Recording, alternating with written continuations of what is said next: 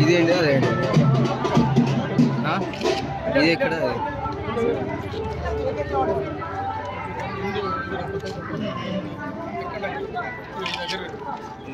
ఇది అయిపోయేదాకా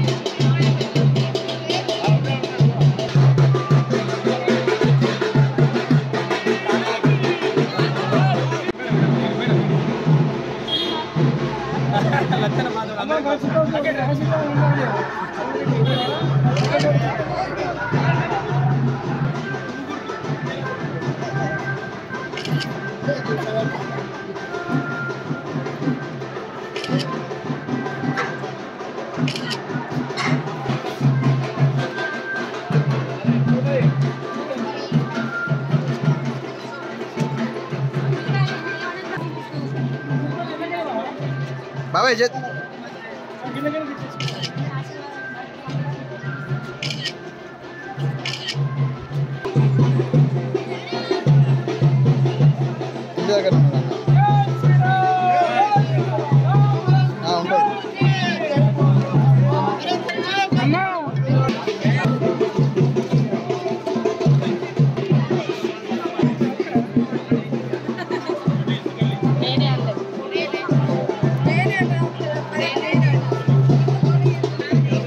మందిరం కట్టిన మోడీకి ఓటేయాలి మనం.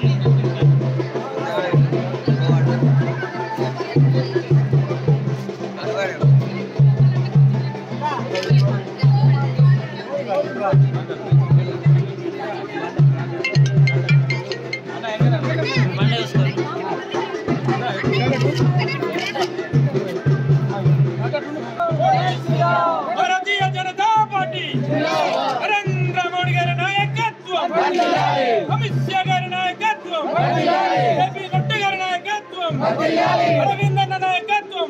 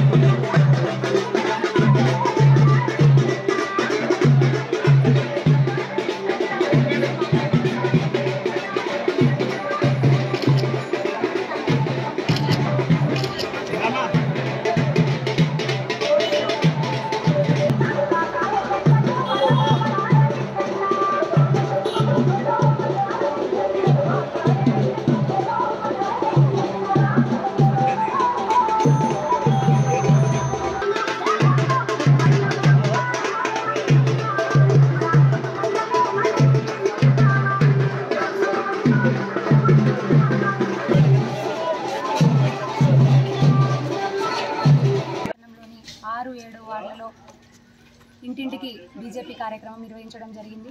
ప్రతి గడప గడపకు వెళ్ళి కూడా గౌరవనీయులు ప్రధానమంత్రి వర్యులు నరేంద్ర మోదీ గారు చేస్తున్నటువంటి అభివృద్ధి సంక్షేమ ఫలాలను వారికి వివరించి గౌరవనీయులు నిజామాబాద్ పార్లమెంట్ సభ్యులు ప్రస్తుత ఎంపీ అభ్యర్థి అయినటువంటి ధర్మపురి అరవింద్ అన్న గారికి మద్దతుగా ప్రచారం చేయడం జరిగింది. కార్యక్రమంలో నాతో పాటు పాల్గొంటున్నటువంటి గౌరవ పట్టణ అధ్యక్షులు రంగగోపాల్ గారికి, అదేవిధంగా మన రాజన్న కార్యదర్శి గారికి, మరియు మా నాయకులు కొలగాని లచ్చన్న గారికి, మల్లారెడ్డి గారికి, రాజశేఖర రెడ్డి గారికి, అదేవిధంగా కౌడు వెంకటి గారికి, తిరుపతి గారికి, మరి కార్యక్రమంలో పాల్గొంటున్నటువంటి మా మహిళా సోదరిమణులందరూ ఉన్నారు, కార్యకర్తలు అందరూ ఉన్నారు, వారందరికీ కూడా శ్రవణ్ గారు ఉన్నారు, వారికి పేరు పేరున హృదయపూర్వక నమస్సుమంజలు ధన్యవాదాలు తెలియజేసుకుంటా ఉన్నాము.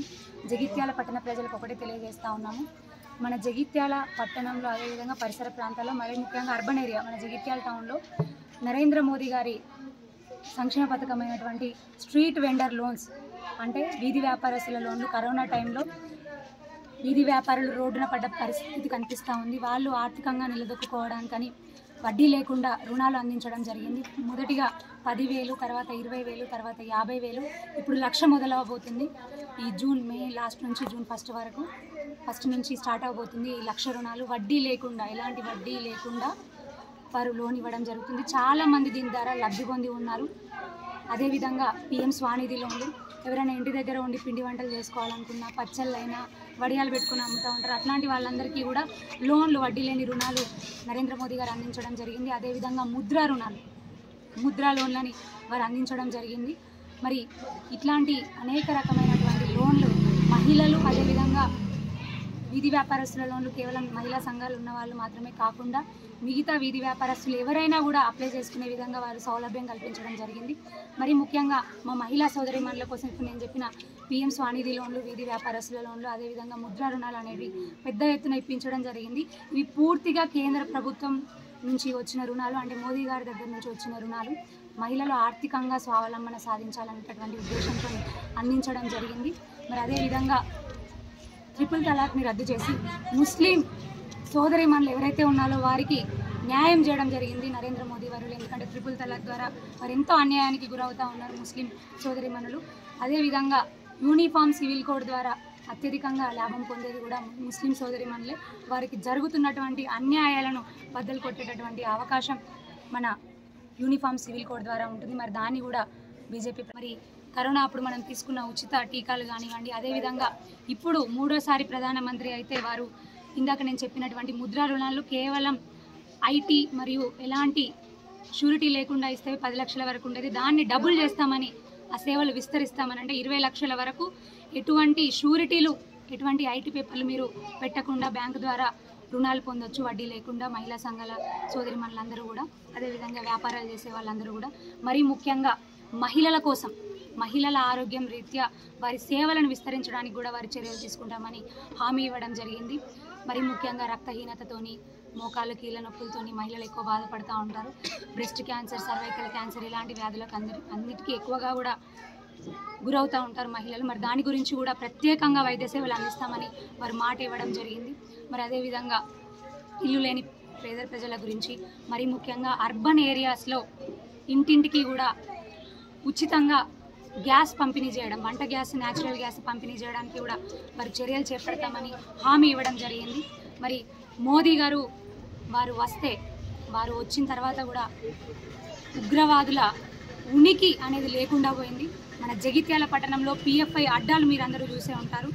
మరి ఆ పిఎఫ్ఐ అడ్డాలు కనబడకుండా ఉండాలి అంటే ఈ 40 సంవత్సరాల నుంచి ఈ కాంగ్రెస్ ప్రభుత్వం ఇక్కడ ఏదైతే ఉందో, ఈ కాంగ్రెస్ నాయకులు ఎవరైతే ఉన్నారో వాళ్ళు మళ్ళీ గెలిస్తే తప్ప లవ్ జిహాదులు, ఉగ్రదాడులు ఇవన్నిటికీ మనం గురవుతూ ఉంటాం. దయచేసి జగిత్యాల పట్టణ పరిసర ప్రాంత ప్రజలందరూ మన ఉనికి మనం కాపాడుకోవడానికి, ఉగ్రవాదుల నుండి మనం కాపాడుకోవడానికి, మన వారసులు, మన భవిష్యత్తు, మన పిల్లలందరూ మన కుటుంబంతో కలిసి హాయిగా జీవించాలన్నా కూడా, ఈ ఉగ్రవాదుల దాడి నుంచి దూరంగా జీవించాలన్నా కూడా మన మోదీ గారు రావాల్సిందే. ఇక్కడ అరవింద్ ధర్మపురి అన్న గారు, మోదీ గారు బలపరిచినటువంటి అభ్యర్థి వారు గెలవాల్సిందే.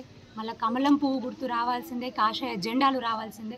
మిమ్మల్ని అందరినీ ఒకటే కోరుకుంటున్నాను, ధర్మం కోసం, న్యాయం కోసం, దేశ భద్రత కోసం, మన జగిత్యాల పట్టణ భద్రత కోసమైనా నరేంద్ర మోదీ గారు రావాల్సిందే. దయచేసి మీరందరూ కూడా ఆలోచించి మీ విలువైన ఓటుని కమలం పువ్వు గుర్తు మీద వేసి మరొక్కసారి నరేంద్ర మోదీ గారిని 3వసారి ప్రధానమంత్రిగా గెలిపించాలని, అరవింద్ ధర్మపురి అన్నని ఎంపీగా గెలిపించాలని మరి ముఖ్యంగా కోరుతున్నాను. మే 13 కమలం పువ్వు గుర్తు. దయచేసి మీ అందరూ ఆశీర్వాదాలు కావాలని మరొక్కసారి కోరుకుంటూ, జై బీజేపీ, భారత్ మాతా కీ, కమలం పువ్వు గుర్తుకే, కమలం పువ్వు గుర్తుకే.